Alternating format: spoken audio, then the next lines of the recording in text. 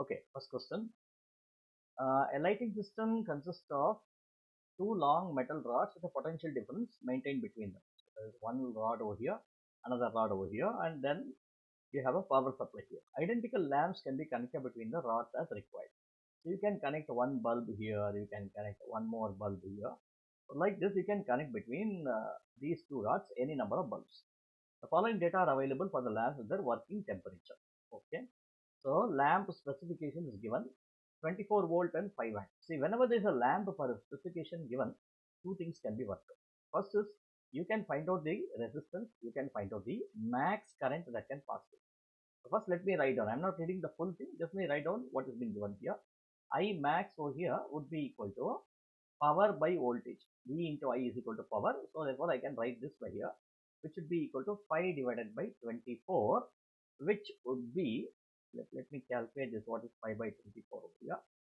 So this should be 5 divided by 24 will give me 0.208, which is 0.21. I'll write this as 0.21 amperes. Okay. Maximum power supply EMF is equal to 24 volt, which is nothing but this is the 24 volt power supply is being given, and in between two rods of input, and you have put several voltages over here, bulbs over here. Then power supply maximum current is 8 ampere. Maximum current is 8 ampere. That means the total current that can be taken from here is only 8 ampere. Okay. And then length of each rod is 12.5 ampere. That means you have a big rod which is worth around 12.5 ampere. Over here you can connect as many bulbs as you want. Okay. And then resistivity of each rod metal is equal to so much. Each rod is said to have a resistance no greater than 0.1 ohm. Each rod is said to have 0.1 ohm, which is nothing but a resistance. And then calculate in meters the minimum radius of each rod. We know if R is being given and A radius has been asked, what you can do is you can use the expression R equal to rho L by A, right? R is 0.1 is equal to rho. What is rho? Resistivity, which is already given. So when students get confused with resistance and resistivity, take care about this. It should be 7.2 into 10 power minus 7 is the resistivity, not resistance. Resistivity has a unit omega into meters, ohm meter. Okay. And length, what is the value of the length? Length value was already given somewhere. The maximum length of the rod was given as, where is the maximum length of the rod? 12.5 meters. 12.5 meters divided by area. I'll write the area like this. So let us calculate the area and then find out what is the radius.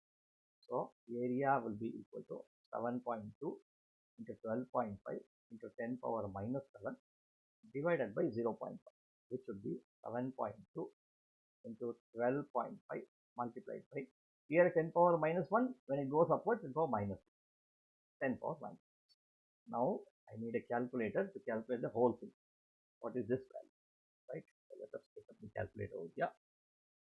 So I have 7.2 multiplied by 12.5.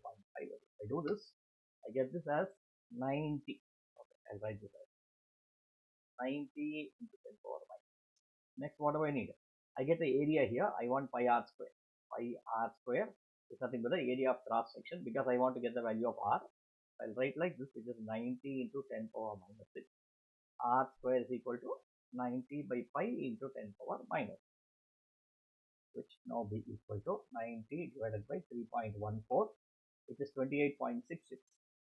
28.66 into 10 power minus 6. And if I take the square root of this, I get 5.35. So the radius of this is equal to 5.35 into 10 to the power of minus 3. Or this is nearly 5.4 millimeter. Hope everyone gets this answer. Okay, next question. Calculate the maximum number of lamps that can be connected between the rods. Neglect the resistance of the rods. Maximum number of lamps. See, what happens is you are connecting here. One lamp is here, second lamp is here, third lamp is here. Connecting more number of lamps. Now what will happen? Okay, see, if I connect only one lamp over here, okay, all the current 8 ampere will go here. If I connect two lamps over here, so this will take 4 amperes, this will take 4 amperes. But when I put 4 amperes here, will the lamp be able to survive? It will not be able to survive, right? So what I need to do is, because you see, the maximum current that I have calculated is 0.21 here. Okay, the threshold current that is 0.21 over here. So therefore, I can connect n lamps over here. I can connect n lamps over here, so that all these lamps will be taking up equally. Okay, these currents.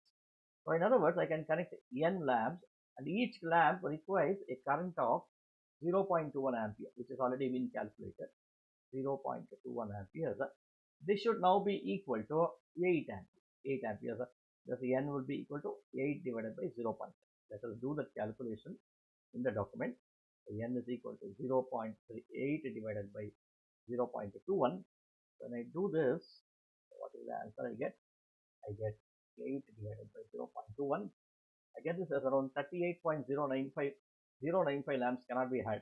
Max is 38. You can have 38 lamps at most that can be connected between the two rods, so that the what you call the current, all the bulbs glow with equal brightness. Then one advantage of the system is that one lamp fails, the other lamps in the circuit remains lit. Okay, that is nothing but an advantage of your parallel circuit. Outline one other electrical advantage of the system compared to the one in which the lamps are connected in series. So he's asking you to find out, give me one more electrical advantage, so that, okay, so all the lamps are being connected together, and the advantage of the parallel networking system that we have. The first advantage that I can say is that since all the bulbs are being kept in parallel, I can now say that the brightness will be the same, across all parallel branches. One thing you can say, because between every bulb the brightness will be the same. Then anything else you can say? You can also say same potential difference of 24 volt is used. So no new battery is required, right? When I use I use another bulb over there, I don't require a new battery. Okay, this battery itself is sufficient for it. Yeah, I need to write only one of them. I don't read all of them. Okay, and then can lamps can glow independently. Okay, that is what is being given over here. Okay, one lamp fails, the other lamps in the circuit can also remain lit. So that is what I can write over here. I think any one of these reasons is sufficient for you to write. And then when you connect all of them in parallel, you can also say lamps will have equal brightness. There is only one of these reasons can be mentioned, not all the four. One sufficient because you have only for one. Okay, so with this we come to an end for this question. Tomorrow we'll see one more question on electricity. Thank you.